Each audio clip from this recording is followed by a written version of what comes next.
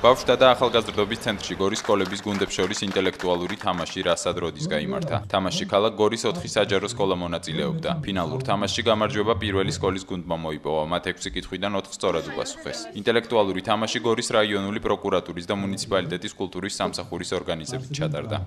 დღეს ჩატარდა ინტელექტუალური თამაში რასად როდის გორის მუნიციპალიტეტის გამგეობის და გორის რაიონული პროკურატურის ორგანიზებით, რომლის მიზანიც იყო ახალგაზრდებში ინტელექტის ამაღლება, პროკურატურასთან და ადგილობრივ თვითმმართველობასთან აქტიური ურთიერთობა, თანამშრომლობა, რაც მომავალში მოგწონს იმას, რომ ახალგაზრდები აქტიურად იქნებიან ჩვენი ქალაქის მართვის განხორციელებაში ჩართულები. კიდევ მინდა აღვნიშნო ერთხელ, რომ ულოცავ ყველა გამარჯვებულ მონაწილეს პროექტში გამარჯვებას და დღეს გორის მუნიციპალიტეტის ინიციატივით გამარჯვებულ გუნდს გადაეცა პატრიოტთა ბანაკის ერთკვირიანი საქსური. შენიშვნას შევიტანდით, რომ უფრო ყურადღებით არ ვიყავით, მაგრამ ყველაფერი ვცადეთ იმისთვის, რომ წარმატებას მიგვეღწია და არ ვიცით, ახლა ფინალში გადაწყდება ყველაფერი, წარმატებას უსურვებ ყველა გუნდს, მათ შორის ჩემსაც უფრო.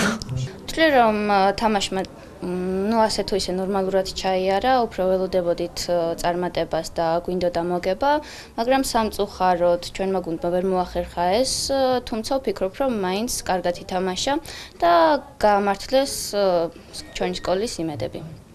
გორის მუნიციპალიტეტის გადაწყვეტილებით გამარჯვებული გუნდის წევრები ანაკლიის საზაფხულო პატრიოტთა ბანაკში დაისვენებენ. მომავალ წელს ინტელექტუალურ თამაშში რასად როდის მონაწილეობას გორის სხვა საჯარო სკოლები მიიღებენ.